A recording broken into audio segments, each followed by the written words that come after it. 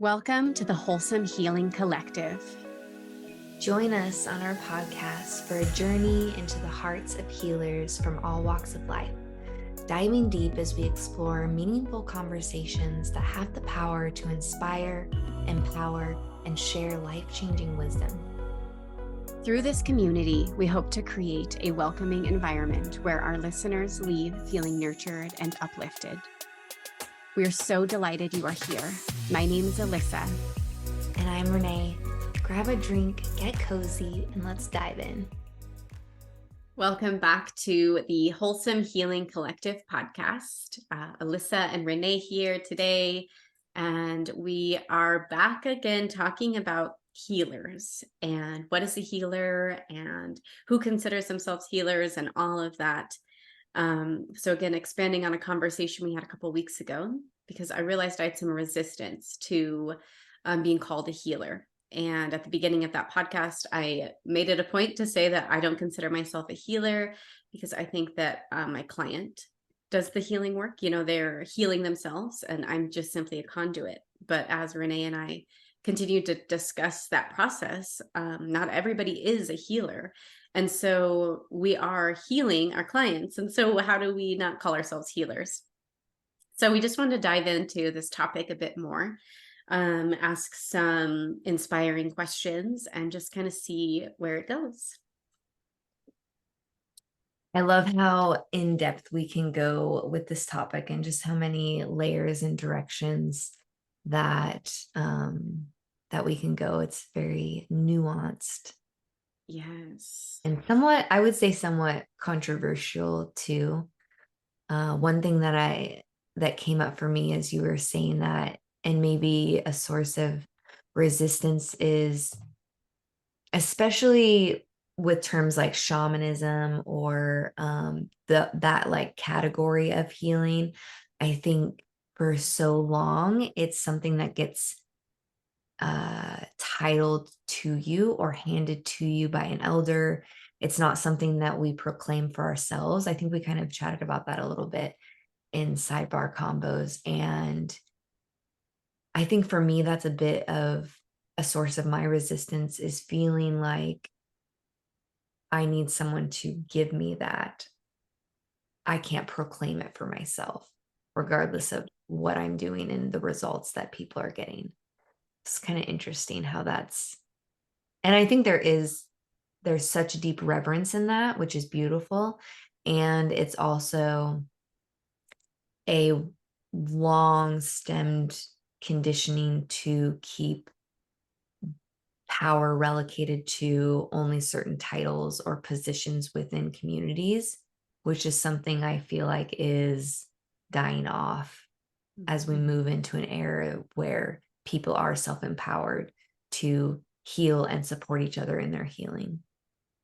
Yes, I agree with so much of that. And yeah, that was our conversation, was I have resistance to just calling myself a healer because that word just is thrown around so often. People are just popping up saying I'm a healer.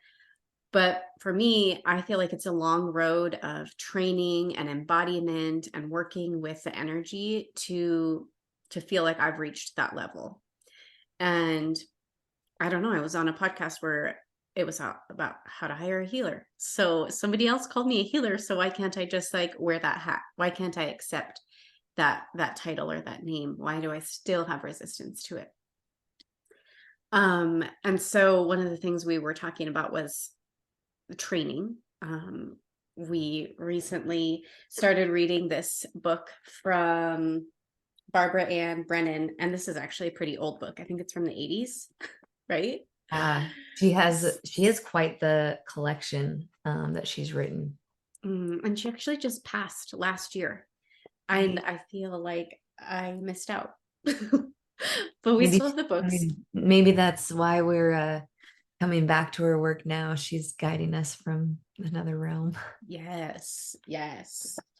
As I began diving into this book, I really loved this first paragraph, which felt like it gave me permission to continue with all of my, we always talk about how we love learning.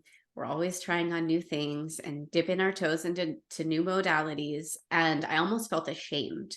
Like, why am I exploring all these? Why can't I just be happy with what I originally started? And so this paragraph really gave me permission to continue to explore, and I love it. So Barbara Ann Brennan says, I believe it is very important for the healer to have a lot of technical training, counseling methods, anatomy, physiology, pathology, massage technique, as well as some knowledge of acupuncture, homeopathy, and nutritional and herbal cures. These other counseling methods are almost always combined with the laying on of hands, either by the healer or the other care professionals who are working on the case. And laying on of hands for me sounds a lot like Reiki. So combining Reiki with the somatic coaching, the breath work, and the quantum healing hypnosis for me really feels like that full support package. Yeah. And that paragraph like gave me support or permission to continue to learn and evolve. And I just love that. I do too. I've had those similar feelings of like, oh, should I niche down? Should I really focus on one thing and just go all out and learning that? And that's really not where my heart is. My heart wants to look at things from different angles and different approaches and learn the hands-on with the mindset stuff, with the emotional body stuff. So I love that permissioning to continue to have that full rounded, full package offering. And it's so supportive to us too, right? Like we get to explore and go through all of those stages before we take others through those stages. Yes. And as she says later on, all of that knowledge gives you a foundation as you start communicating with the spirits and channeling information. You now know what they're talking about. Instead of like not having any information, any foundation, you're able to fully understand the picture because you did the training. And so for me, this is saying it's not just one modality or one thing where you can pop out and say, I'm a healer. It takes years and effort to call yourself a healer. Yeah. But then time is also not relevant. So I guess it depends on how much you learn, like how quickly you learn, or how much you like fully understand everything that you're being given or shown. Mm-hmm. I don't know. There's so many sides to it. Yeah. And I think there's the aspect too of, what part of what we're learning is really tied to our soul mission, and what did we come here to do that maybe we've done in tons of lifetimes past. Those things are going to come online way faster than other things that are still very valuable to pour into, but just might build over time and take a lot longer than things that your soul is like, yeah, I've done this thousands of times and I'm glad that your human is now remembering, let's do this. Yes. I'm so glad you brought that up. That's so important. And you can even activate certain parts of your DNA to remember this information, and then boom, it's there. Yeah. And I think that's part of what's so important about exploring all the different things, because like for me, I came into coaching before I came into breath work, and I love coaching and I love the modality of coaching that we learned with really getting into the body. But I honestly feel like that was just a stepping stone and a way for me to learn my way to breath work, which is what my soul really has done so many times before. I can feel it. It feels like a remembering instead of a learning, whereas coaching and other things that I'm learning, it feels very much like I'm learning it for the first time. And it takes more time to feel really comfortable with it versus breath work, where it's like, I don't really need to plan all that much because I trust so deeply that I already know how to do it. My intuition is going to come online. As long as I focus on my energy being right, I'm good. Mhm. And so exploring, if I I just niched down in coaching and just went all in on only learning coaching, I wouldn't have let that lead me to what my soul really, really wanted to remember. Yes. I love that. And you talked about if I'm in the right energy. So I know you do, so, and in me as well. So we prioritize our energy, especially when we're holding space. But all day long, we know how important spiritual hygiene is, and we've talked about that in another episode. But making sure that we're in the right energetic space to hold space is so important. And being that clear channel and removing your ego and anything that might be weighing you down from fully showing up to hold space for your client is so important. Yeah. Yeah, I think we've touched on it a bit before about the concept of energetic hygiene, and another topic that's so juicy that we'll definitely do another full episode on it. But I read something actually yesterday or this morning and was talking about this topic. So I was like, oh, this is perfect. We're meant to talk about this. But it was saying how, like, when we brush our teeth, it's something we do every day. We don't question, like, oh, how did my teeth get dirty? Or like when your hands feel dirty, but they don't necessarily look dirty, you just go wash them. You don't question, how did this happen? You just do it. And it's the same thing with your energetic hygiene. You just start to get in the habit of clearing your energy, releasing things, ickiness that's attached to you, whatever, anything that's not serving you. And you don't need to question or make story or analyze why you feel that way. How did this happen? Like, what's attached to me? You just get rid of it and you clear up your channel and you move on. And the more you do that, the faster and easier that is. And I just, I don't know. I love that. And I feel like that's true. The more I've gotten into that habit of, like, every morning, for instance, that's part of my meditation practice, is like grounding, clearing, resetting for the day. Mm. Yeah, it's part of my shower practice. Yeah. Makes it easy for me to add it onto something I already do. Yes. Yeah. Pro habit tip, y'all. Add a habit onto an existing habit. Yes. Um, Something else I wanted to make sure we talk about is Sam Skelly, our mentor. She is the founder and CEO of Pause Breathwork. Um, Says that energy is everything and everything is energy. So kind of similar to what we're talking about with that spiritual hygiene. Your energy is everything. And something else that she strongly believes in is that we need to do the work as the coach, the breathwork facilitator. We need to be the one experiencing the transformation for ourselves so that we understand how to take our client through that process and what it's like when we get to those depths. And I know you had some beautiful information or just thought stream on that if you want to share. Yeah, we'll see if it comes through the same as when we talked about it earlier. But I think it is twofold reflection opportunity when you're thinking about hiring a healer, and just being really honest with yourself on whether or not you're ready to dive into the depths of your feelings.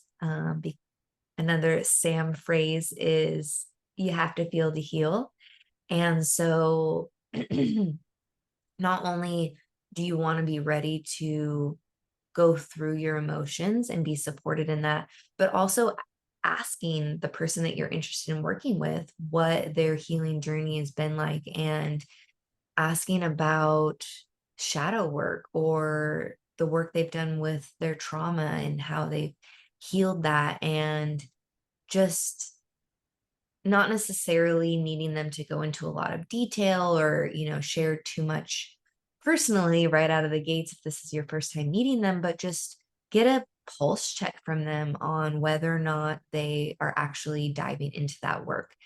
If they're not, then, ask yourself if You want someone guiding you into emotions and into, uncovering those shadows and looking at those parts of yourself that you haven't looked at if they haven't done that work. Because uh, I feel like it's super important to work with someone who has gone to those depths within themselves and feels really confident in holding you in your emotions, because sometimes pain makes people uncomfortable.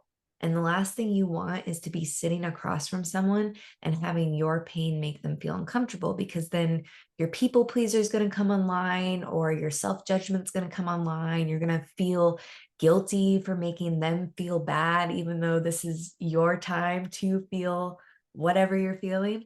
So, making sure that someone is super comfortable in the uncomfort of your journey and work, because there's going to be times when you're uncomfortable, you're resistant, you're crying, you're frustrated, and they need to be able to hold all of that. So that's super important to me. And to be honest, a lot of times in those initial interactions, I will be very boldly honest about something. And sometimes we can feel like, oh, I'm going to really hold back. I'm going to wait till I can trust them, or I'm going to wait till the comfort's there to like open up. But I'm kind of the opposite, where I don't necessarily just dump everything out, but I'll be really open and honest about something in particular. And if I feel any weirdness on the reception of that, I'm like, okay, this probably isn't going to work. But if they're just open and like, oh yeah, like tell me more, unfazed, no judgment, they're leaning into it, that's a good sign for me. Yes. I love all of that. And I love how you really lean into that like vulnerability up front. So you know, if it's a safe space, you know, you want to continue working. Yeah, your And system will tell you really quick if it's yeah, like icky, or if you're like, oh, okay, I'm okay. yes. And if you haven't watched episode, I'm going to say 31, but I'm not entirely sure, how to hire a healer, practitioner, coach. We go over some of those questions and what you should be looking for when you hire a healer more in depth in that episode. But I love that because I don't think we talked about that in that episode. Yeah. Um, and so we have a series of questions to ask yourself if you're considering calling yourself a healer, that I think are very thought provoking and inspiring. You ready? Yes, I love Okay. it. This is also some wisdom nuggets from Barbara Brennan's book. Yes. So it's in the last chapter, um, about the development of a healer. So a lot of information in there, but this was specifically the exercises to find your readiness to be a healer. So maybe inviting you to close down your eyes, taking a few breaths here, and just settling into the body. I'm going to ask these questions and leave some space in between to just see if your body has an answer. So noticing any sensations, any expansion, any contraction, noticing any whispers or intelligence that comes through.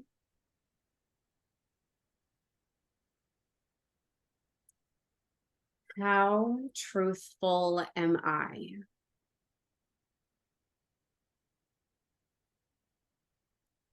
How well do I use my will in alignment with the universal will or God's will?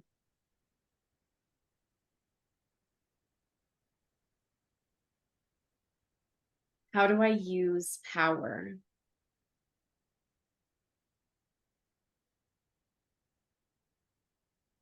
Can I give unconditional love?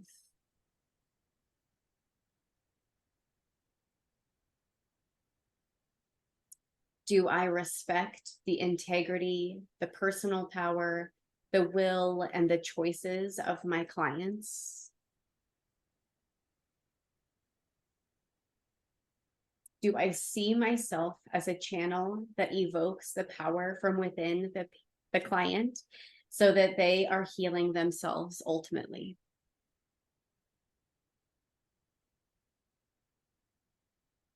What is my personal stake in having someone get well?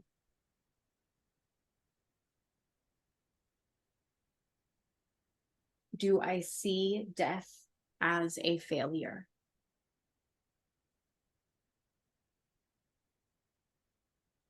So just being curious about those questions and what comes through for you. Noting any resistance or any places that you need to explore. One of the ones that I thought was so fascinating is, what is my personal stake in having someone get well? I feel like the, big pharma and the medical industry, they don't want you to get well because they no longer make money off of you. And so being a healer, when someone gets well, they don't need you anymore, like, but that's okay. Yeah. And is that okay? Do you feel that that's okay with that question? What's my personal stake? Anything you want to add to that? Yeah, when you were saying that, what came to mind was, so this has been kind of a 2023 theme for me, is this image and feeling of being like a lighthouse, and that light and love calling people to me so that I can guide them home to themselves. And so when I think about that personal stake in someone else's healing, it feels like to me that when one person heals collectively, it opens the doors for more people to heal. So I love that. And it also feels like when someone else heals and I've helped them to find their own healing, it's like an amplification of that love and light. And so it's like that beacon becoming brighter and brighter and calling more and more people in, because they're now shining to the people in their lives. And they're like, well, I want to be shining like that. And it just is, it's like that ripple effect, but just in a different analogy and image in my mind of each person that heals through working with you then becomes their own beacon that may unlock the door for other people to want to explore their own healing and their own power to heal themselves.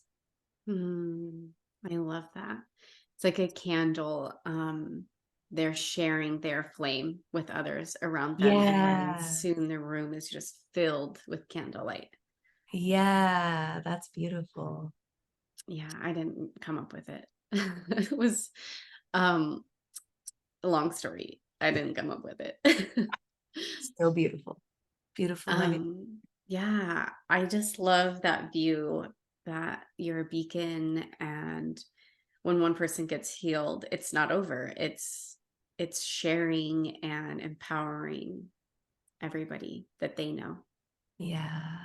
Yeah, And then it's beautiful. collectively, the more we all heal, the more we raise our vibration, which raises the vibration of the earth and our consciousness as a whole. Yes. Something I want to touch on is that we want to guide people home to themselves, and that sounds like you can't do it on your own, but that's wrong. You can do it on your own if you have the tools, and most people don't have the tools, the know-how, the information. But through our training and our embodiment, we understand what that looks like, and that's why we want to guide you. That's why we are here. And I think that's maybe what makes the healer, is that genuine love and interest in guiding humanity back to wholeness and raising the vibration of this planet. There is no ego involved in this work. We're a hollow bone, as Robin says. We are a clear channel, and we are here for spirit and the mission of of the universe. That just made my heart smile. Thank you. No, that's beautiful. I think that that is the most beautiful note to end on. Perfect. Yeah. Thank you for joining us in this episode. Let us know if you have any questions, if anything resonates, or if there's any topics you would like us to explore. And we hope you have a beautiful rest of your day. Bye, friends.